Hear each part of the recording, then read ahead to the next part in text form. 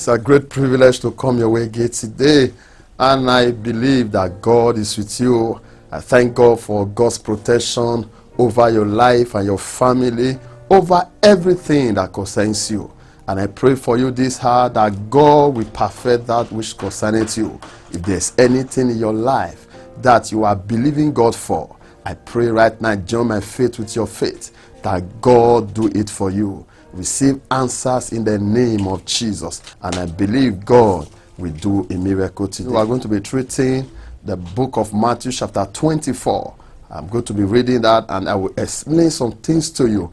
As a child of God, this is the information that you need this time. You need to be abreast with this information these days, because this is the right time for you as a child of God, as God's creation, to know these things. One thing I love about the Bible is so unique. It's very important that today we learn about what God is saying about the last days. So I'm going to be reading book of Matthew chapter 24, the signs of the last days. This is the hour, this is the time, the set time for the armies of God to get set for the journey and the battle of the last day. There are battles in the heavens, there are battles in the earth against the church, and the gates of hell shall not prevail. If you look at what is happening in the world today, there's a movement against the movement of God. There's a movement against the church, and the church is also a movement. The kingdom of God here on earth is a movement. We are going somewhere, and there are forces of darkness walking through humans against this movement, trying to water down the laws of God. That those laws are not grievous. Those laws are to actually better our life here on earth and in the world to come. God is our maker, and if God is our creator, we didn't create ourselves. There is no man or woman that should stop us from obeying God. We must obey God, and we have learned that the Bible, the word of God, is the inspiration of God. God gave the ability to human beings to write it because God himself wants us to know the truth. He gave them the ability, gave them the inspiration to write the Bible. And there are some things in this Bible that you will agree with me that this could not be human beings' ideology. They could not be human beings' idea, because they are deep things. Some of the things, when it happened, human beings were not there. But how come human being was able to put them together is because God inspired them, the holy men of God, to write down the Bible so that we can understand and know the mind of God. The first place to know the mind of God is through the Bible. It's through his word. And even when the Holy Spirit speaks to us, the word of God is still needed to understand what God is saying. The word of God is still needed to evaluate what we think that the Spirit said to us, because there are different kind of spirit in the world these days. There's a spirit of Christ, and there's the spirit of the Antichrist. Now, these two spirits exist in this world. So how do you separate them? How do you distinguish them? It's through the Bible and through the works. It said, by the fruits you shall know them. By their fruit you shall know them. So the word of God is given to us in order to know what to do, to know whom to believe, and to know how to live our life. Matthew chapter 24. Now if you read from verse 1, the Bible says, and Jesus went out and departed from the temple, and his disciples came to him to show him the buildings of the temple. And Jesus said unto them, see ye not all these things? Verily I say unto you, there shall not be left here one stone upon another that shall not be thrown down. And as he sat upon the Mount of Olives, the disciples came unto him privately, saying, tell us, when shall these things be? And what shall be the sign of thy coming and of the end of the world? I want you to understand that a time will come, everything in this world will surely come to an end. The system of this world, the government, the principalities and powers, everything you see today will come to an end. The Bible says in the book of Revelation chapter 21 that there shall be a new heaven and a new earth. In fact, John the Beloved has already seen the vision. He has seen the vision about the new heaven and the new earth. If anybody is trying to confuse you, if anybody is trying to deceive you that these things will not be, that you should live the way you like it on earth, they are not helping you at all. Because a time will come, all these things will be. And the disciples, that was the question the disciples of Jesus asked him, when shall these things be? So the Lord began to tell them in verse 4. And Jesus answered and said unto them, take heed that no man deceive you. For many shall come in my name, saying, I am Christ, and shall deceive many. Now, a wise man will hear, as the Bible says, and get more wisdom. If more than 2,000 years ago, a word was said, a prophecy was released, and we are in 2020, even before this 2020, the prophecy have started coming to pass. The Lord have started giving the signs of his coming. That when you begin to see these signs, you should know that the end is here. Some people will tell you, there's nothing like this world we end. How can this world even end? Let me tell you, the scripture says so. The Creator says so. This is the word of the Creator. It bear witness with my spirit. Is bearing witness with billions of people that is true.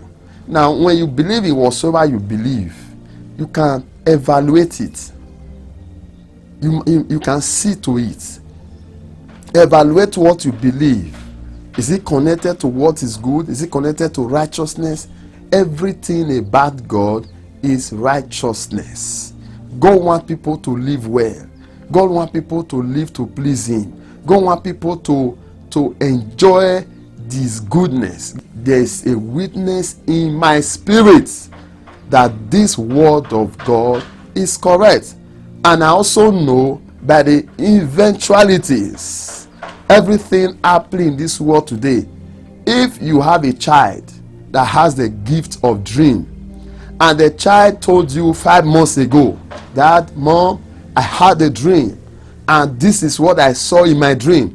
And the dream came to pass just as the child said. 3 months ago, the same child said, I had a dream. This is going to happen. But if you can do this, if you can take this prevention, this is not going to happen. Then it also came to pass. Will it not be foolishness for you not to believe when the child is still telling you the thing now? Then, if what somebody is telling you is always coming to pass, and you can attest to it, then you should watch out for what that person is telling you. It has been tested in heaven. It has been tested on earth. Tell the word of God is yea and amen. Now in verse 5, Jesus said, for many shall come in my name, saying, I am Christ, and shall deceive many. We are already seeing that. In Africa, in Europe, in Asia, everywhere, every part of the world. In the other day, we heard in Ghana, somebody came that said it's Jesus, and that is going to write people's name down, that they have to pay money and reserve seats in heaven. And you can see such kind of manipulation, and it beats my imagination that a lot of people who said they read the Bible, they believe in Christ, fell victim. They were victim of that manipulation. They were victim of that manipulation. People should pay money to enter heaven. So, even in America, everywhere, you see people telling you they are Jesus. We have seen them, a lot of them coming like that. And the simple are falling victim. They are believing in them. They are believing the adultery.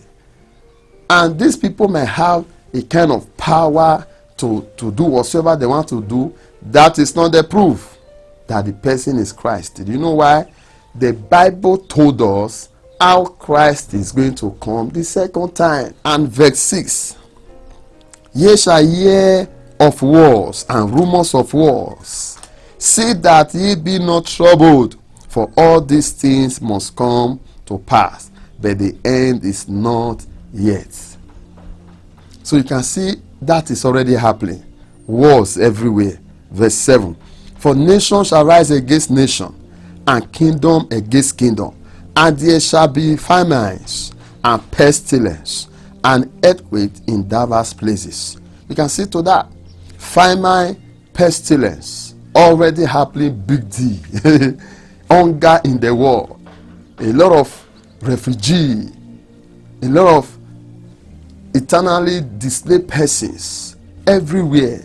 Hunger. A lot of people are hungry, and it breaks my imagination. Like in Africa, that people are not supposed to be hungry in Africa. You know why? We have farmlands. There are lands everywhere, green land, greener land. There are places that you plant without fertilizer, your crops will grow well. Then why will people be hungry? And I remember that is the spirit of the last days. The government, the individual, a lot of people don't care. And they are even making money, huge sum of money from this crisis. What about the pestilence? The Bible says there shall be pestilence.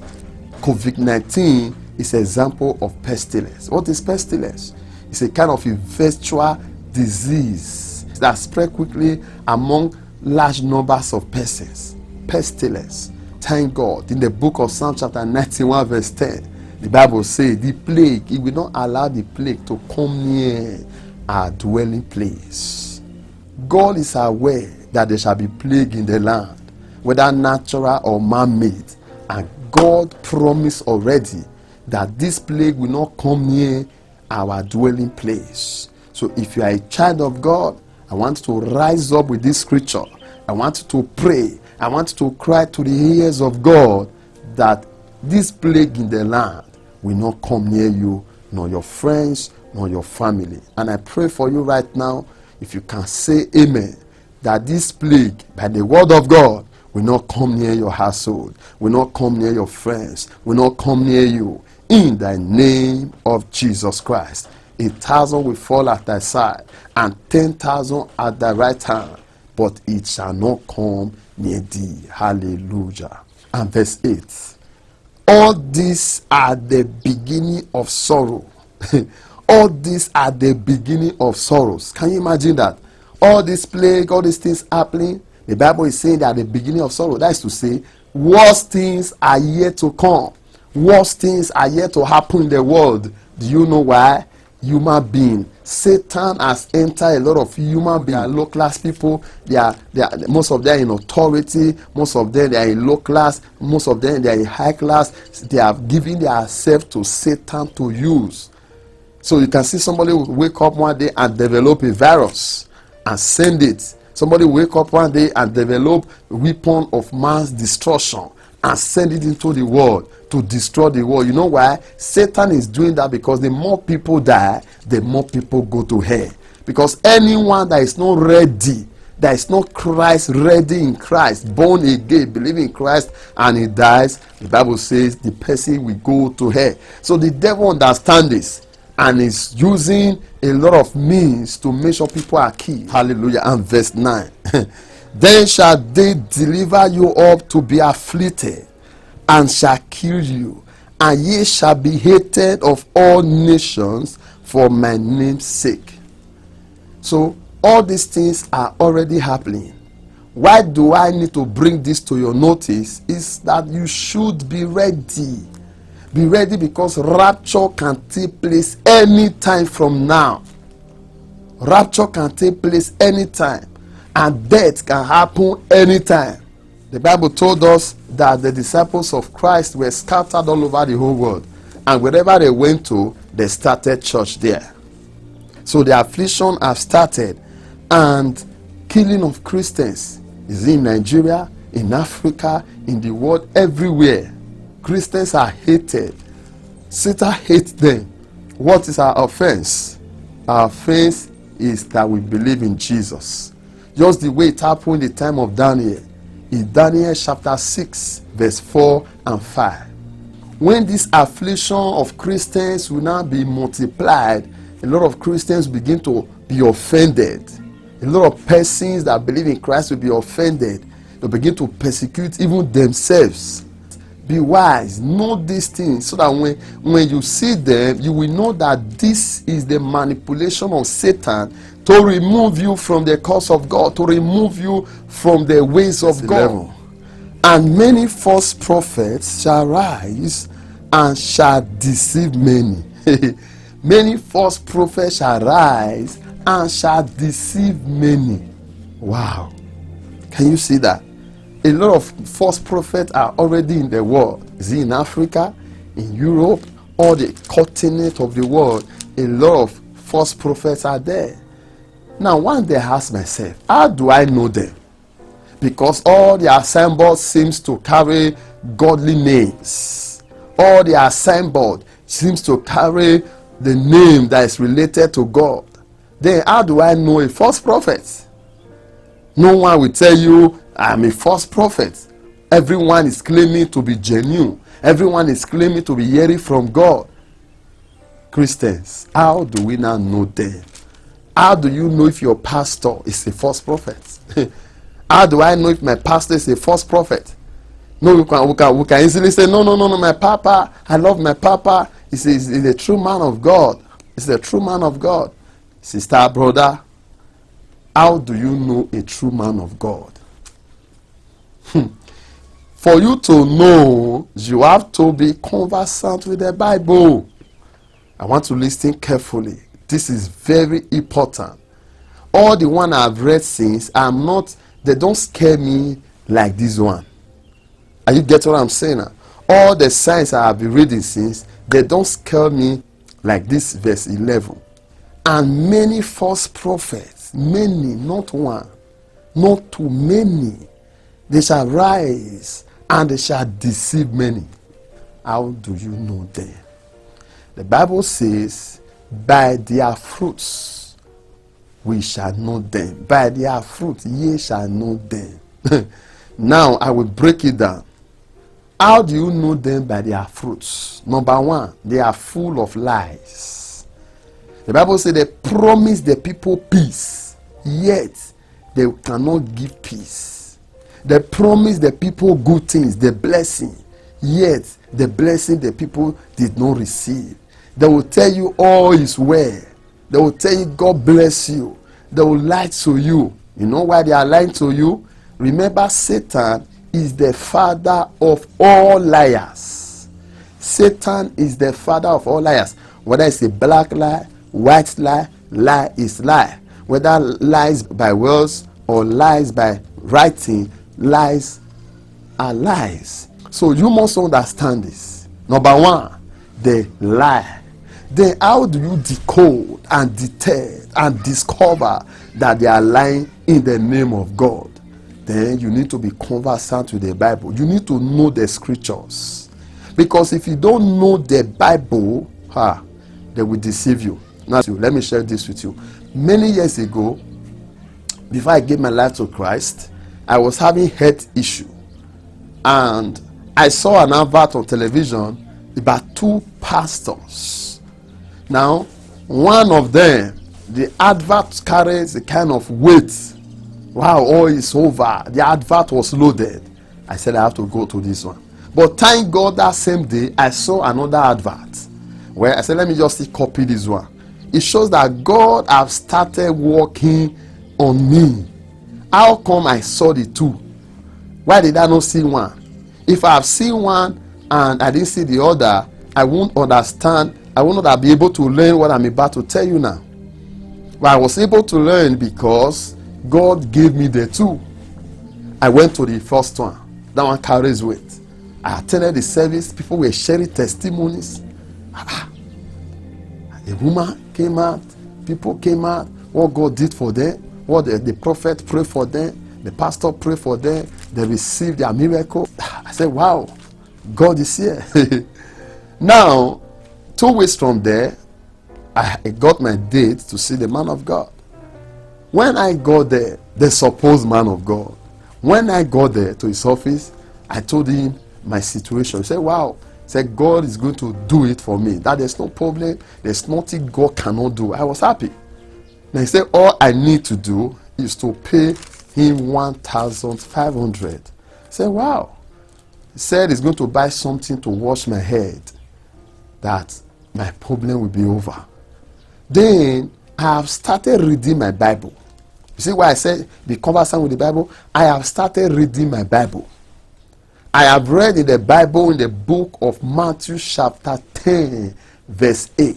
When Jesus said, heal the sick, cleanse the lepers, raise the dead, cast out devils. Freely ye have received, freely give. This anointing.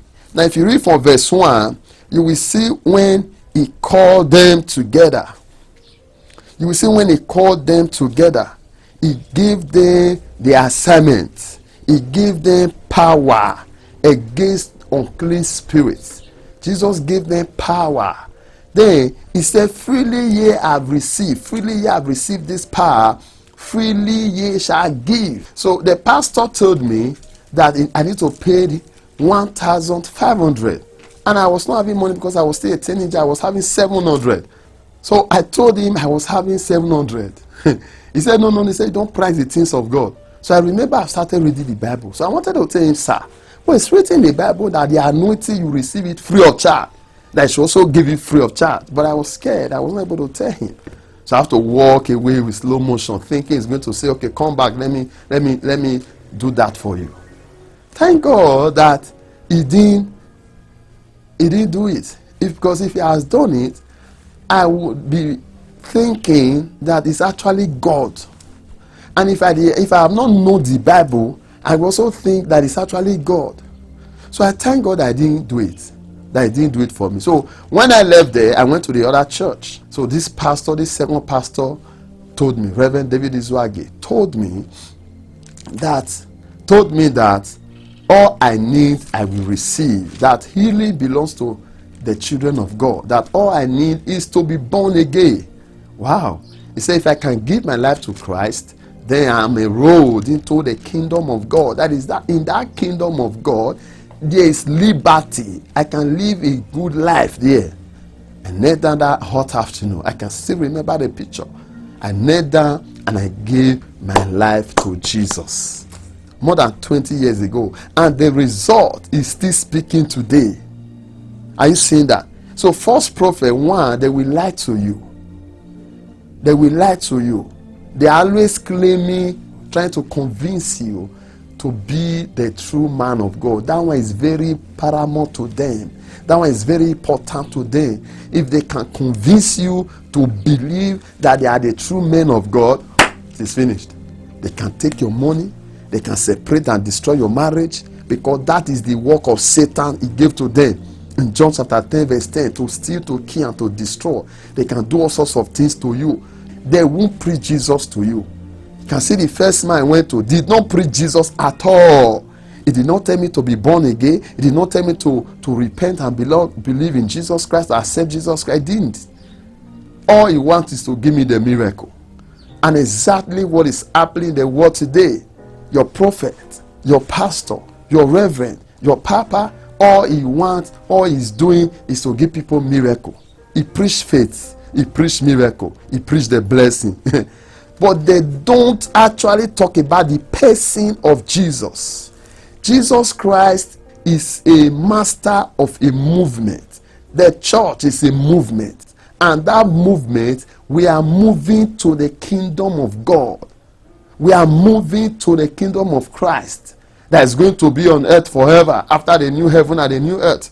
Now, whether you die, you are alive or dead, those that have died in Christ, the Bible says they shall resurrect first. Now, let me tell you, the false prophet, they don't direct people to Christ. They direct people to the miracle, to the blessing.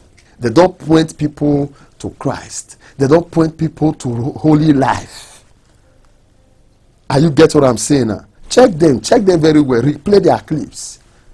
All they are doing is the blessing, the blessing, the blessing, the faith, the faith. If they talk about Christ, they all tell you to have faith in Christ or to have faith in God. But they don't talk about the person and the ministry of Jesus Christ. Let me tell you, the Bible says God translated us from the kingdom of darkness to the kingdom of his son, the kingdom of light. What is in the kingdom of God and what is in the kingdom of Satan? The kingdom of Satan is full of sin. The kingdom of God is the kingdom of righteousness. Hallelujah. So that is the way you know them. Another way you can know them is that they can sell you substance. Give you substances to go and start using. Don't mind the glory. Don't mind the presence, like how fine the church is, how beautiful, how organized, how powerful it seems to be. No, don't mind, because Satan himself is not like, when Satan is manifesting, it's not like that dark animal, that dark man with two horns. No, Satan is as beautiful as beautiful. God has not removed his glory. God did not remove his power. Satan is still powerful, is still glory, he has glory. Just that his soul is below Christ, because Christ owns all the power. Because when you see these people, you can't think this one can be fake.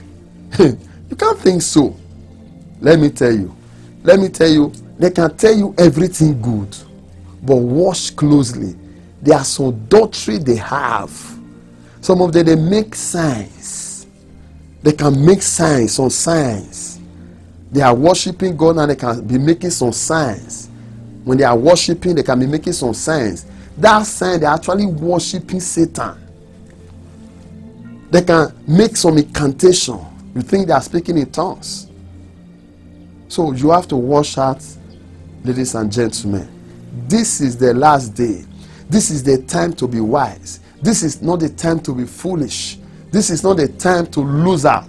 This is the time to be wise as serpent and harmless like dove, because your soul is very, very important. How do you know them? You know them by their fruits, by their works. For you to know them is by the scriptures. You hear different things. They will tell you go and eat grass. They will tell you go and swallow snake. They will give you snake to swallow. They will tell you Holy Ghost is working on you. Jesus. I don't understand. And people will be in their congregation. You know why? Most of them, they are under spell. They can't grow spiritually. Their life is still the same. The spirit is what matters, not the flesh. So kind of manipulation and manifestation, and they call it Holy Ghost. Things that are unbelievable can manifest. They can lie on someone. They can do deliverance through kissing the girl. They can do deliverance blowing. Oh, Jesus Christ. All sorts of things. They can give you something to drink. I know you know what I'm talking about.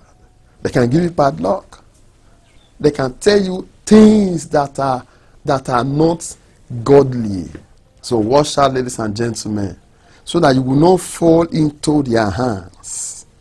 False prophets shall rise, and many false prophets shall rise and shall deceive many. Be wise so that you will not fall into their hands. Now verse 12. And because iniquity shall abound, the love of many shall wax cold. This is the problem.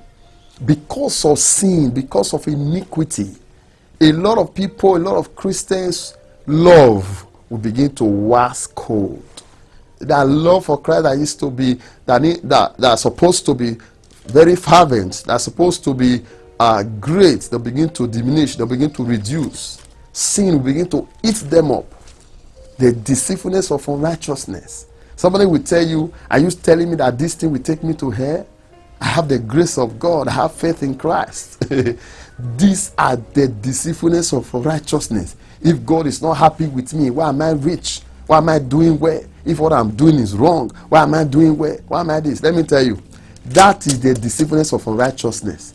Nowadays, what is wrong looks good. Nowadays, what is wrong looks good, looks beautiful. It has not changed from the old days. The Bible says the Eve saw the tree that was good, pleasant to the eyes, and good for food. Satan has not changed. trying to make these things good and beautiful. It will give you reasons why you should fornicate. Satan will give you reasons why you should commit adultery. Satan will give you reasons why you need to lie. Satan will give you reasons why you need to abort. Satan will give you reasons to take strong drugs. Satan will give you reasons to do the evil that he wants you to do, because he knows once you are doing all that, the Spirit of God will depart from you. That grace you are talking about will expire soon. No wonder Apostle Paul said, shall we continue in sin that grace should abide? We talk to some people, they will tell you, well, we are not under the law, we are under grace. Hey, does grace give you the right to do whatever you want to do? Certainly no. Grace is that, oh, I have done this thing. There's opportunity to repent. That is grace. And the opportunity is when you are still breathing. And the opportunity is when your grace have not even expired. Look at what Jesus said to the man that was healed by the pool in John chapter 5 verse 14. If you read from verse 1, you see the story. In verse 14, Jesus saw the man in the temple and said to the man, seeing that ye are made whole, say, sin no more, lest the worst thing come upon thee. Even the woman that was caught in adultery, the Bible said they caught her in the very heart. They brought her to Jesus. They wanted to stone her. Grace spoke, and nobody was able to stone her.